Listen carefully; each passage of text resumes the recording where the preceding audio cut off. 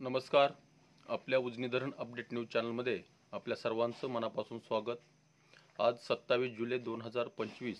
आज सकाळी उजनी धरणाची काय स्थिती आहे, उजनी धरणातून भीमा नदीमध्ये किती प्रमाणात विसर्ग वाढवला आहे आणि किती वाढवणार आहेत, त्याचबरोबर उजनीत येणाऱ्या दौंडच्या विसर्गामध्ये किती फरक पडला आहे, किती वाढ झालेली आहे, दौंडचा विसर्ग कितीने वाढला आहे, त्याचबरोबर उजनी धरणाची टक्केवारी याविषयी आपण सविस्तर माहिती आपण घेणार आहोत.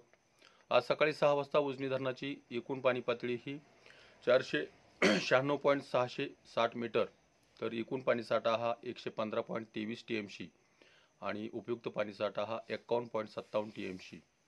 तर टक्केवारी बघितली तर उजनी धरणाची टक्केवारी 96.26% गेलेली आहे. मात्र उजनी धरणात येणाऱ्या दौंडच्या विसर्गामध्ये मोठ्या प्रमाणात वाढ झाल्यामुळे भीमा नदीमध्ये मोठ्या प्रमाणात पाणी सोडण्यास सुरुवात झालेली आहे. रात्री 20,000 क्युसेक असणारा विसर्ग आज सकाळी तो 25,000 करण्यात आला आहे आणि आता थोड्याच वेळात 35,000 क्युसेकचा विसर्ग करण्यात येणार आहे आणि कदाचित त्यामध्ये आणखी वाढ होण्याची शक्यता आहे. कारण दौंडचा विसर्ग रात्री जवळपास 20,000 क्युसेकचा होता, त्यामध्ये वाढ होऊन तो सध्याला 34,233 क्युसेक एवढा विसर्ग झालेला आहे. आणखी त्यामध्ये सातत्याने वाढ होते.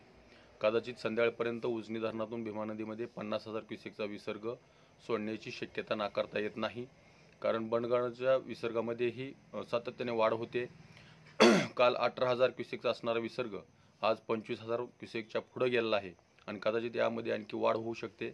कारण उजनी धरणाच्या पाणलोट क्षेत्रामध्ये जी 19 धरणं आहेत, त्या धरणापैकी 17 धरणाच्या पाणलोट क्षेत्रामध्ये मोठ्या प्रमाणात पाऊस चालू आहे, पाऊस झालेला आहे. त्यामुळे त्या धरणातून वेगवेगळ्या नदीतून उपनद्यातून पाणी सोडण्याची प्रक्रिया चालू आहे, त्यामध्ये वाढ होण्याची शक्यता आहे.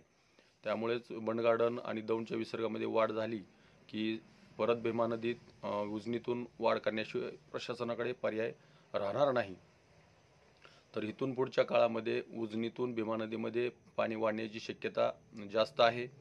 परंतु सध्याला नीरा खोऱ्यामधून सध्याला कोणतंही पाणी आपल्या नीरा नदीमधून भीमा नदीमध्ये सध्या मिसळत नसलं तरी पुढील काही दिवसामध्ये त्या नदीतूनही पाणी येण्याची शक्यता आहे.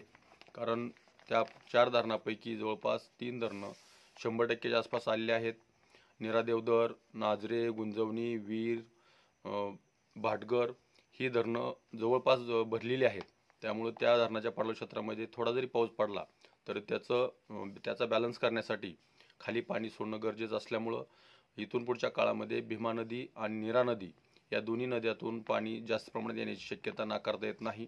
कारण उजनी धरण तर जवळपास 96-97% झालेलं आहे. उजनी धरणात आता पाणी साठवता येत नाही. कारण आणि पुढील काळ बराचसा आणखी पावसाळ्याचा राहिला आहे, परतीचा पाऊस राहिला आहे. कारण परतीचा पावसात आपल्या परिसरामध्ये जास्त पाऊस पडतो आणि त्याच काळात आपल्या भीमा नदीला जास्त पूर येतो. परंतु परतीचा पाऊस चालू व्हायच्या अगोदरच आपल्या उजनीत जास्त पाणी साठा झाल्यामुळे, त्याचबरोबर इतर धरणाच्या पाण्यात वाढ झाल्यामुळे पाणी सातत्याने सोडलं जात आहे. त्यामुळे आणखी इथून पुढच्या काळामध्ये उजनीतून भीमा नदीत किंवा वीरमधून नीरा नदीमध्ये मोठ्या प्रमाणात पाणी सोडण्याची शक्यता नाकारता येत नाही. अशाच उजनीच्या ताज्या घडामोडीसाठी, ताज्या अपडेटसाठी आपल्या उजनी धरण अपडेट न्यूज चॅनलला लाईक करा, सबस्क्राईब करा, शेअर करा. उजनी धरण अपडेटसाठी बेंबळेहून सिद्धेश्वर शिंदे. धन्यवाद.